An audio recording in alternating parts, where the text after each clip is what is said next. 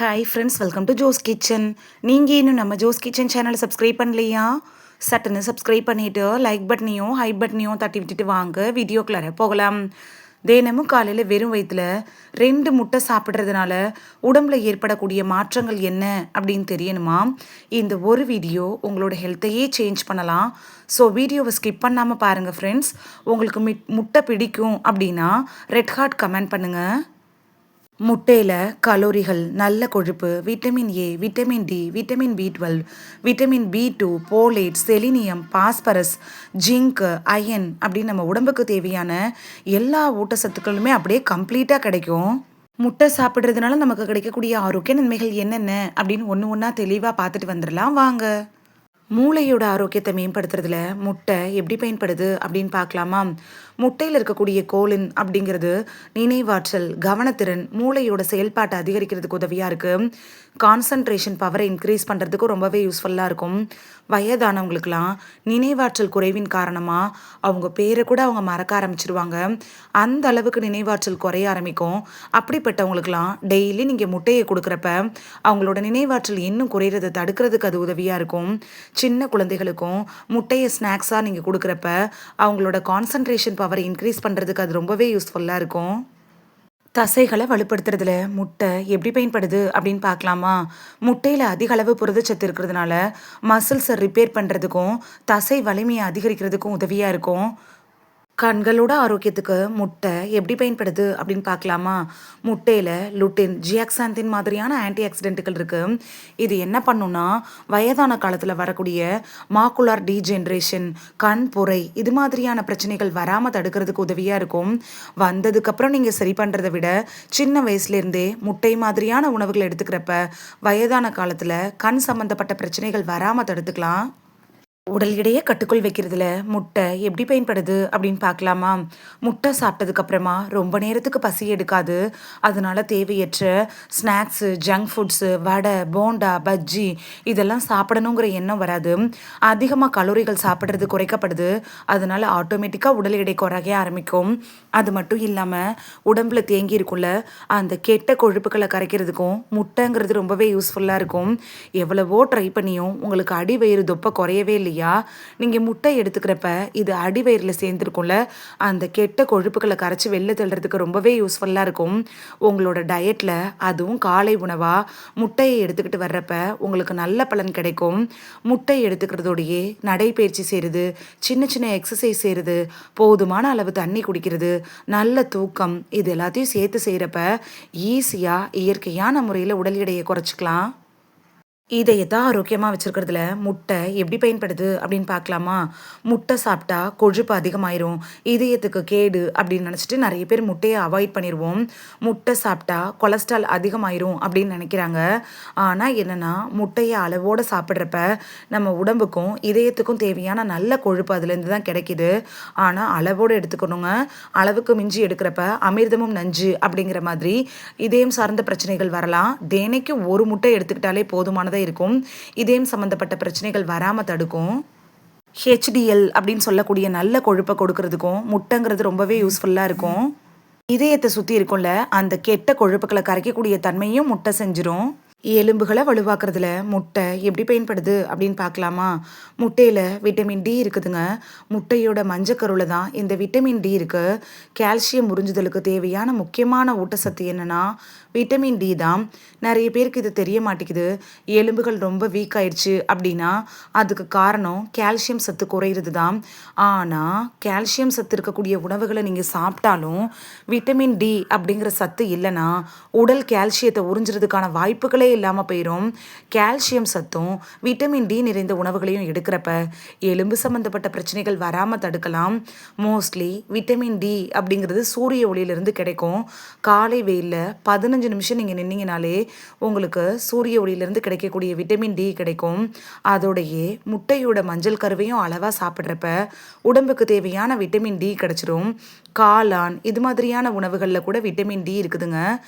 இந்த எலும்பு சம்மந்தப்பட்ட பிரச்சனைகள் வராமல் தடுக்கிறதுக்கு கால்சியம் சார்ந்த உணவுகள் எடுத்துப்பீங்கள்ல, அதோடைய விட்டமின் டி நிறைந்த உணவுகளை எடுத்துக்கிறப்ப அது எலும்புகளை மட்டும் இல்லை, பற்களையும் வலுவாக்குறதுக்கு உதவியாக இருக்கும். எலும்புகள் வலுவிறக்கிறதுனால வரக்கூடிய ஆஸ்டியோபொரோசிஸ், கை வலி, கால் வலி, இடுப்பு வலி இதெல்லாம் தடுக்கிறதுக்கு நீங்கள் முட்டையை எடுத்துக்கிறது உங்களுக்கு ரொம்பவே யூஸ்ஃபுல்லாக இருக்கும். வயதானவங்களுக்கு முட்டை கொடுக்கலாமா அப்படின்னு பார்த்துட்டு வந்துடலாமா? 60 வயசு கடந்த பெரியவங்களுக்கு என்ன ஆகும்னா, மசில்ஸ்லாம் லூஸ் ஆக ஆரம்பிக்கும். இதுதான் மருத்துவத்தில் சார்கோஃபீனியா அப்படின்னு சொல்லுவாங்க. தசை இழப்பு மாதிரியான பிரச்சனைகள்லாம் வரும். தசைகள்லாம் ரொம்ப லூஸ் ஆகி தொங்க ஆரம்பிச்சிரும். இதை நீங்களே பார்த்துருப்பீங்க. 60 வயசுக்கு மேலான தாத்தா பாட்டிகள் எல்லாம் பார்த்தீங்கன்னா தசையெல்லாம் ரொம்ப லூஸ் ஆன மாதிரி இருப்பாங்க. அப்படிப்பட்டவங்களுக்கெல்லாம் முட்டை சாப்பிட்டா சரியாயிரும் அப்படின்னு சொல்ல முடியாது. ஆனால் முட்டை சாப்பிட்றப்ப இன்னும் தசைகள் இழக்கிறதுக்கான வாய்ப்புகளை குறைக்கிறதுக்கு அது ரொம்பவே உதவியாக இருக்கும். அதோடையே சின்ன சின்ன எக்ஸசைஸ் செய்கிறப்ப அவங்களுக்கு தேவையான சக்தியை அது கொடுக்கும். நோய் எதிர்ப்பு சக்தியை அதிகரிக்க செய்கிறதுல முட்டை எப்படி பயன்படுது அப்படின்னு பார்க்கலாமா? முட்டையில் selenium, vitamin A, vitamin D இது எல்லாம் இருக்குது. இது எல்லாம் சேர்ந்து உடலோட இம்யூனிட்டி சிஸ்டத்தையே வலுப்படுத்தும்.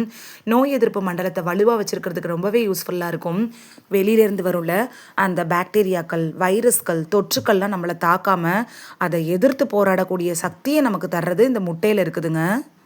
சின்ன குழந்தைகளுக்கெல்லாம் நீங்கள் அடிக்கடி முட்டை கொடுக்குறப்ப சின்ன வயசுலேயே அவங்களோட இம்யூனிட்டி சிஸ்டம் ரொம்ப ஸ்ட்ராங் ஆக ஆரம்பிக்கும். அப்போ வயசு அதிகரிக்க எந்த ஒரு நோய் தொற்றுகளும் தாக்காமல் ஆரோக்கியமாக வளமாக வாழ்கிறதுக்கு இந்த முட்டை அப்படிங்கிறது அவங்களுக்கு ரொம்பவே யூஸ்ஃபுல்லாக இருக்குங்க. எவ்வளவோ சொத்து சொகத்தை சேர்த்து வச்சாதான் குழந்தைகள் நிம்மதியாக இருப்பாங்க அப்படின்னு நினைக்கிறோம். அதெல்லாம் விட்டுட்டு இப்போலேருந்தே ஆரோக்கியமான உணவுகளை கொடுக்குறப்ப அவங்களுக்கு வருங்காலத்தில் எந்த ஒரு நோய் தொற்று இல்லாமல் இருக்கிறதே சொத்து தான். கர்ப்பிணி பெண்களுக்கு முட்டை எப்படி பயன்படுது அப்படின்னு பார்க்கலாமா? கர்ப்பிணிகளுக்கு அவசியமான ஒரு உணவுனா முட்டையை சொல்லலாம். ஏன்னா முட்டையில் கோலைன் அப்படிங்கிறது இருக்குது. இந்த ஊட்டச்சத்து என்ன பண்ணுன்னா குழந்தைகளோட மூளை வளர்ச்சிக்கு ரொம்ப முக்கியமான சத்தாக இருக்குது. கர்ப்ப காலத்தில் இருக்கக்கூடிய பெண்களுக்கு தேவையான புரோட்டீன், விட்டமின் B12 எல்லாமே முட்டை மூலியமாக நமக்கு அப்படியே கிடச்சிரும். அதுக்காக நீங்கள் அதிகமாக எடுத்துக்கக்கூடாது. சரியான முறையில் அளவாக எடுத்துக்கிட்டிங்கன்னா முட்டை அப்படிங்கிறது உங்களுக்கு சிறந்த உணவாக இருக்கும். நீங்கள் டாக்டரை கன்சல்ட் பண்ணிட்டு இருப்பீங்கள்ல, அவங்கள்ட்ட கேட்டுட்டு அதுக்கப்புறமா முட்டை எடுத்துக்கிறப்ப உங்களுக்கு ரெட்டிப்பு பலன் கிடைக்கும்.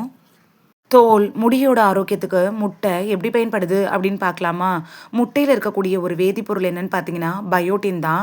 பயோட்டின், புரோட்டீன், விட்டமின் பி இதெல்லாம் இருக்கிறதுனால முடி, நகம், தோல் எல்லாத்தையும் ஆரோக்கியமாக வச்சுருக்கிறதுக்கு பயன்படுது. நம்மளோட முடியை நல்லா ஆரோக்கியமாக ஸ்ட்ராங்காக வச்சுருக்கிறதுக்கு பயோட்டின் நிறைந்த உணவுகளை கண்டிப்பாக எடுத்துக்கணும். முட்டை, கருவேப்பிலை இது எல்லாத்துலேயுமே பயோட்டின் இருக்குதுங்க. ரெகுலராக எடுத்துக்கிறப்ப அது நம்மளோட ஸ்கின்னுக்கும் ஹேருக்கும் ரொம்பவே யூஸ்ஃபுல்லாக இருக்கும். ஸ்கின்ல வரக்கூடிய pimples, black marks, blackheads இதெல்லாம் வராமல் தடுக்கிறதுக்கும் ஸ்கின்னை க்ளோ ஆக்குறதுக்கும் அதே டைமில் முடியை நல்லா ஸ்ட்ராங்காகவும் ஷைனிங்காகவும் மாற்றுறதுக்கும் முட்டை எடுத்துக்கிறது உங்களுக்கு ரொம்பவே யூஸ்ஃபுல்லாக இருக்கும். 2 in 1 மாதிரி இது செயல்படுங்க. நம்ம உடம்புக்கு தேவையான எனர்ஜியை தர்றதுல முட்டை எப்படி பயன்படுது அப்படின்னு பார்க்கலாமா? சிலருக்குலாம் காலையில் எழுந்திரிக்கிறப்பே ரொம்ப டயர்டாக இருக்கும். அன்னன்னைக்கான வேலைகளை கூட அவங்களால செய்ய முடியாது. அப்படிப்பட்டவங்களாம் முட்டையை சாப்பிட்றப்ப அந்த நாள் முழுக்க சுறுசுறுப்பாகவும் ஆரோக்கியமாகவும் இருக்கிறதுக்கு அது ரொம்பவே யூஸ்ஃபுல்லாக இருக்கும். நிறைய பேர் என்ன பண்ணுவாங்கன்னா முட்டையோட வெள்ளைக்கருவை மட்டும் சாப்பிட்டுட்டு மஞ்சக்கருவை அவாய்ட் பண்ணிடுவாங்க. மஞ்சக்கருவையும் நீங்கள் தாராளமாக எடுத்துக்கணும். எத்தனை முட்டை அப்படின்னு பார்த்தீங்கன்னா ஒரு நாளைக்கு ஒரு முட்டை எடுத்துக்கிட்டிங்கன்னா அதோட வெள்ளைக்கருவையும் எடுத்துக்கலாம், மஞ்சக்கருவையும் சேர்த்து எடுத்துக்கலாம். அதிகபட்சமாக 2 முட்டை எடுத்துக்கலாம். அதுக்கு மேலே எடுத்துக்க வேணாம். உடற்பயிற்சி செய்கிறவங்க வேணாம் 4 முட்டை அது மாதிரி எடுத்துக்கலாம். சாதாரணமாக இருக்கிறவங்கலாம் ஒரு நாளைக்கு 1 அப்படி இல்லைனா 2 முட்டை எடுத்துக்கிட்டாலே போதுமானதாக இருக்கும். அதுக்கு மேலே வேணாம். சின்ன குழந்தைகளுக்கு டெய்லிக்கு நீங்கள் ஒரு முட்டை கொடுக்கலாம். அதே போல் முட்டையை ஆயிலில் ஃப்ரை பண்ணி சாப்பிட்றத விட வேக வச்சு சாப்பிட்றப்ப உங்களுக்கு கூடுதல் பலன் கிடைக்கும். இவ்வளவு நன்மைகளை முட்டை தந்தாலும் யாரெல்லாம் இதை அவாய்ட் பண்ணணும் அப்படிங்கிறத பார்த்துடலாமா? முட்டை சாப்பிட்டாலே சிலருக்கு அலர்ஜி வரும். அப்படிப்பட்டவங்க, இதய நோய்க்காக ட்ரீட்மெண்ட் எடுத்துகிட்டு இருக்கிறவங்க, நாள்பட்ட நோய்களுக்காக ட்ரீட்மெண்ட் எடுத்துகிட்டு இருக்கிறவங்க, கர்ப்பிணி பெண்கள்லாம் டாக்டரை கன்சல்ட் பண்ணிவிட்டு அதுக்கப்புறமா முட்டையை எடுத்துக்கிறப்ப உங்களுக்கு கூடுதல் பலன் கிடைக்கும். நார்மலான பாடி இருக்கிறவங்க பயப்படாமல் முட்டையை எடுத்துக்கலாம். முட்டையோடு சேர்த்து சாப்பிட வேண்டிய உணவுகள் என்ன அப்படின்னு பார்க்கலாமா? முட்டையோட கீரைகள், காய்கறிகள், முழு தானியங்கள், ரொட்டி, ஓட்ஸு, பழங்கள், சிறுதானியங்கள் இது எல்லாத்தையும் எடுத்துக்கிறப்ப உங்களுக்கு கூடுதல் பலன் கிடைக்கும். டெய்லி எடுத்துக்க முடியலனாலும் வாரத்துக்கு 3 முறையாவது முட்டை எடுத்துக்கிறப்ப உங்களுக்கு அது ரொம்பவே யூஸ்ஃபுல்லாக இருக்கும். இந்த வீடியோவில் முட்டை சாப்பிட்றதுனால நமக்கு கிடைக்கக்கூடிய ஆரோக்கிய நன்மைகள் பற்றி தான் பார்த்தோம். இது உங்களுக்கு ரொம்ப யூஸ்ஃபுல்லாக இருந்திருக்கும் அப்படின்னு நம்புகிறேன். உங்களுக்கு முட்டை பிடிக்கும் அப்படின்னா ரெட் ஹார்ட் கமெண்ட் பண்ணுங்கள். இந்த வீடியோ உங்களுக்கு பிடிச்சிருந்துச்சுன்னா லைக் பட்டனையும் பட்டனையும் தட்டி விடுங்க. இது உங்கள் ஃப்ரெண்ட்ஸுக்கு பயன்படணும் அப்படின்னு நினச்சிங்கன்னா ஷேர் பண்ணி விடுங்க. நிறைய பேர் சப்ஸ்கிரைப் பண்ணாமல் பார்க்குறீங்க ஃப்ரெண்ட்ஸ். நீங்களும் சப்ஸ்கிரைப் பண்ணிவிட்டு பார்த்தா நமக்கு பவர் கிடைக்கும். நீங்கள் சப்ஸ்கிரைப் பண்ணிவிட்டு பார்க்குறது இது மாதிரியான வீடியோக்கள் தொடர்ந்து போடுறதுக்கு எங்களை மோட்டிவேட் செய்கிற விதமாக அமையும் ஃப்ரெண்ட்ஸ். சப்ஸ்கிரைப் பண்ணுறதோடு மட்டும் இல்லாமல் பக்கத்தில் இருக்க பெல் ஐக்கானை கிளிக் பண்ணி ஆளுங்கிற ஆப்ஷனை கிளிக் பண்ணி வச்சிட்டிங்கன்னா நாங்கள் வீடியோ போட்ட உடனே நோட்டிஃபிகேஷன் உங்கள் செல்ஃபோனை வந்தடையும். நாளைக்கு வேறொரு ஆரோக்கியமான பதிவில் சந்திக்கலாம். தேங்க்யூ, பாய்.